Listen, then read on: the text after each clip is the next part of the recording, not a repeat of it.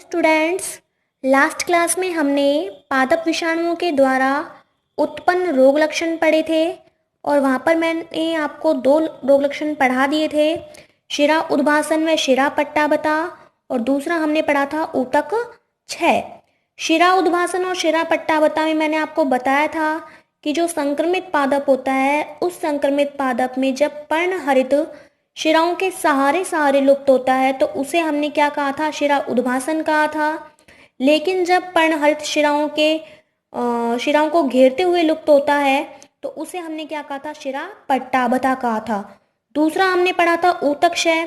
तो ऊतक क्षय में हमने पढ़ा था कि जो संक्रमित पादप होता है उस संक्रमित पादप में ऊतकों की जब मृत्यु हो जाती है तो वो सूखने लग जाते हैं और सूखने के बाद वहाँ पर भूरे रंग के धब्बे बन जाते हैं, जिन्हें हम क्या कहते हैं, ऊतकक्षयी धब्बे कहते हैं।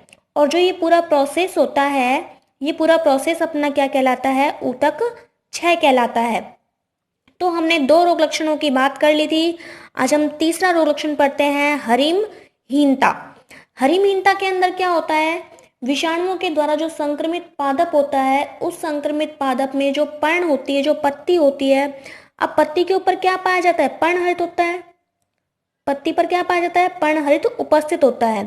तो इस रोग में क्या होता है कि जो पर्ण पर जो पर्णहरित पाया जा रहा है वो पीले धब्बे छोड़ता हुआ लुप्त हो जाता है, जिससे कि जो पत्ती होती है उस पत्ती पर हरा पीला मोज़ेक प्रारूप हमें दिखाई देने लगता है। और जिस रोग में ऐसे लक्षण दिखाई देते हैं उसे क्या कहा जाता है, मोज़ेक रोग कहा जाता है। तो देखिए यहाँ पर क्या लिखा हुआ है, हरिमहीनता में विषाणुओं के कारण पर्ण पर उपस्थित पर्णहरित पीले धब्बे छोड़ता हुआ लुप्त हो जाता है, जिससे पर्ण पर हरा पीला मोज़ेक प्रारूप दिखाई देता है। जिस रोग में ऐसे लक्षण दिखाई देते हैं उसे मोज़ेक रोग कहा जाता है।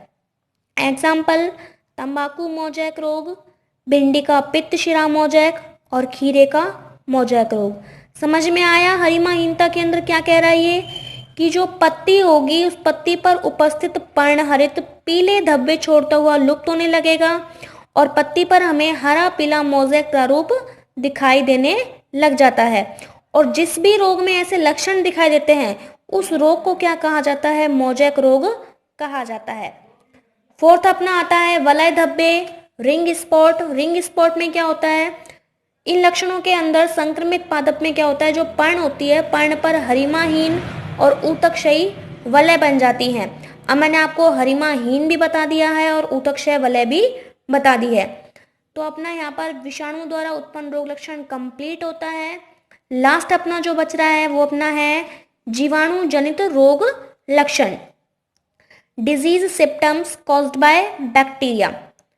देखिए इधर देखो, जो प्लांट होते हैं, प्लांट के अंदर जो जीवाणु रोग उत्पन्न करते हैं वो जीवाणु कौन कौन से हैं मेनली, तो वहाँ पर हम इन जीवाणुओं के नाम देखेंगे। देखिए, पादपों में रोग उत्पन्न करने वाले जीवाणुओं में स्यूडोमोनास, जैंथोमोनास, एसिडोवोरेक्स, एग्रोबैक्टीरियम, क्लेवीबैक्टर, इरवीनिया, स्ट्रेप्टोमाइसीज आदि मुख्य है, जो कि विभिन्न रोगों में अनेक लक्षण उत्पन्न करते हैं।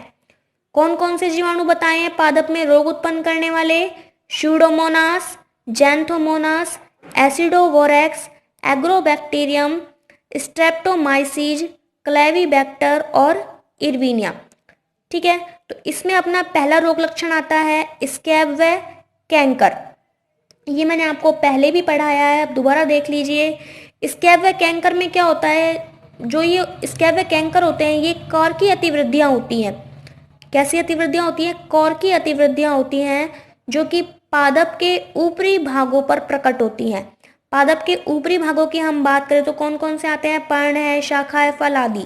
ठीक है, तो जो स्कैब व कैंकर होते हैं ये कॉर की अतिवृद्धियाँ होती हैं, जो कि पादप के ऊपरी भागों जैसे पर्ण, शाखा, फल आदि पर प्रकट होती हैं। एग्जाम्पल की यहाँ पर हम बात करें तो एग्जाम्पल अपने पास है नींबू का कैंकर रोग, और नींबू के कैंकर रोग का जो रोग कारक है वो है जैंथोमोनास सिट्राई। कौन है, जैंथोमोनास सिट्राई। नेक्स्ट अपना आता है इसी में ग्रंथियां और पिटिकाएं, ट्यूमर्स एंड गोल्स। अब इसमें क्या होता है, जीवाणुओं के द्वारा जो संक्रमित पादप होता है, उस संक्रमित पादप में जीवाणुओं के संक्रमण के कारण जो प्रभावित ऊतक होते हैं, उन ऊतकों में अतिवृद्धि और अतिवर्धन के लक्षण उत्पन्न होने लग जाते हैं। और अतिवृद्धि व अतिवर्धन के लक्षण उत्पन्न होने के बाद क्या होता है कि जो प्रभावित अंग होता है वहां पर ग्रंथियां बनने लग जाती हैं। ठीक है, देखिए यहाँ पर कि अनेक जीवाणुवीय रोगों में जीवाणुओं के संक्रमण के कारण प्रभावित ऊतकों में अतिवृद्धि व अतिवर्धन के लक्षण उत्पन्न होते हैं, जिसके परिणाम स्वरूप प्रभावित अंगों में ग्रंथियां बन जाती हैं। यानी कि जो जीवाणुओं के द्वारा जो पादप संक्रमित होगा, उस संक्रमित पादप के जो अंग होंगे, उन अंगों में क्या होती है, ग्रंथियां बनने लग जाती हैं। एग्जाम्पल, एग्रोबैक्टीरियम ट्यूमिफेशियंस द्वारा उत्पन्न रोग क्राउन गोल। दो पढ़ लिए हमने, स्कैब व कैंकर, ग्रंथियां और पिटिकाएं। थर्ड अपन देखते हैं मृदुगलन। मृदुगलन में क्या होता है, मृदुगलन जो इसमें क्या होता है, जो इस तरह के जो लक्षण होते हैं वो मांसल फलों पर प्रकट होते हैं। मांसल से क्या मतलब है, जो गूदेदार फल होते हैं, उन गूदेदार फलों पर ये लक्षण प्रकट होते हैं।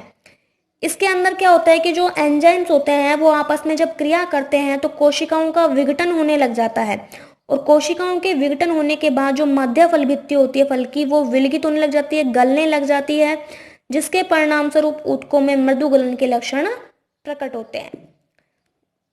देखिए यहाँ पर क्या लिखा है कि इस तरह के लक्षण मांसल फलों पर प्रकट होते हैं। एंजाइम की परस्पर क्रियाओं से सेल्स का कोशिकाओं का विघटन होने लगता है, कोशिकाओं का विघटन होता है और मध्य फल भित्ति विलगित हो जाती है, जिसके परिणाम स्वरूप ऊतकों में मृदुगलन के लक्षण प्रकट होते हैं। क्या बोल रहा है कि जब एंजाइम्स आपस में क्रिया करते हैं तो आपस में क्रिया करते हैं जब कोशिकाओं का विघटन होने लग जाता है, और कोशिकाओं के विघटन होने के बाद जो मध्य फल भित्ति होती है फल की, वो गलने लग जाती है, विलगित हो जाती है, अलग हो जाती है, जिसके परिणाम स्वरूप ऊतकों में मृदुगलन के लक्षण प्रकट होते हैं। एग्जाम्पल यहाँ दिया है, आलू का मृदुगलन रोग। इसका रोग कारक क्या है, इरविनिया कैरोटोवोरा। कौन है, इरविनिया कैरोटोवोरा। लास्ट अपना आता है स्थानीय क्षय। इसमें क्या होता है, जो स्थानीयकृत धब्बे जो होते हैं वो संक्रमित पादप में स्थानीयकृत धब्बे पर्ण सतह, पर्णवृंत, स्तंभ और अन्य पादप भागों पर उत्पन्न होने लग जाते हैं। भाई जो संक्रमित जो पादप होगा जीवाणुओं के द्वारा, उस संक्रमित पादप में जो स्थानीयकृत धब्बे बनेंगे वो पर्ण सतह पर, पर्णवृंत पर, स्तंभ पर और अन्य पादप भागों पर बनने लग जाते हैं, उत्पन्न होने लग जाते हैं। और फलों पर इस तरह के धब्बे क्या करते हैं, जब फलों पर इस तरह के धब्बे बनते हैं तो ये फलों में रंगहीनता उत्पन्न करते हैं। ठीक है, जब फलों पर इस तरह के धब्बे बनते हैं तो वो फलों में क्या उत्पन्न करते हैं, रंगहीनता उत्पन्न करते हैं। और पर्ण पर ये धब्बे जलयुक्त धब्बों के रूप में उत्पन्न होकर वृत्ताकार, अनियमित कोणीय धब्बों की तरफ बढ़ते हैं। एग्जाम्पल है कॉटन का कोणीय पर्ण धब्बा। ठीक है, एक बार जो हमने पढ़ा है उसको हम रिपीट कर लेते हैं। देखिए इधर आज जो हमने देखा है वो अपना क्या पढ़ा है अपन ने, पादप विषाणु द्वारा उत्पन्न रोग लक्षण में पहला अपना हो गया था शिरा उद्भासन, शिरा पट्टावता, दूसरा ऊतक क्षय, और थर्ड हमने पढ़ा था आज की क्लास में हरिमहीनता। इसमें क्या होता है, विषाणुओं के कारण पत्ती पर जो पर्णहल्ट उपस्थित होता है वो पीले धब्बे छोड़ता हुआ लुप्त होने लगता है, जिससे कि पर्ण पर हरा पीला मोज़ेक प्रारूप दिखाई देता है। और जिस रोग में ऐसे लक्षण दिखाई देंगे वो क्या कहलाएगा, अपना मोज़ेक रोग कहलाता है। सेकंड हमने देखा था, नेक्स्ट हमने देखा वलय धब्बे। इसमें क्या होता है, इन लक्षणों में जो संक्रमित पादप होता है उस संक्रमित पादप में पर्ण पर हरिमाहीन या ऊतकक्षयी वलय बन जाती है। यहाँ पर अपना वायरस द्वारा उत्पन्न रोग लक्षण कंप्लीट हो गए थे। नेक्स्ट हमने स्टार्ट किया था जीवाणु जनित रोग लक्षण, और इसमें हमने उन जीवाणुओं के नाम पढ़े थे जो कि प्लांट्स में रोग उत्पन्न करते हैं। ठीक है, फिर इसमें हमने पहला रोग लक्षण देखा था स्कैब व कैंकर। इसमें मैंने आपको बताया था कि ये कॉर की अतिवृद्धियां होती हैं जो कि पादप के ऊपरी भागों पर प्रकट होती हैं। दूसरा हमने पढ़ा ग्रंथियां और पिटिकाएं। इसमें क्या होता है कि जो प्रभावित जो पादप अंग होता है वहां पर ग्रंथियां बनने लग जाती हैं। ठीक है। जीवाणुओं के संक्रमण के कारण प्रभावित ऊतकों में अतिवृद्धि और अतिवर्धन के लक्षण प्रकट होते हैं, जिसके बाद प्रभावित अंगों में ग्रंथियां बनने लग जाती हैं। थर्ड हमने देखा है इसमें मृदुगलन। इस तरह के लक्षण कहाँ प्रकट होते हैं? मांसल फलों पर प्रकट होते हैं। और इनमें क्या होता है, जब एंजाइम आपस में परस्पर क्रिया करते हैं तो कोशिकाओं का विघटन होने लग जाता है और जो मध्य फल भित्ति होती है वो विलगित होने लग जाती है, जिसके परिणाम स्वरूप ऊतकों में मृदुगलन के लक्षण प्रकट होते हैं।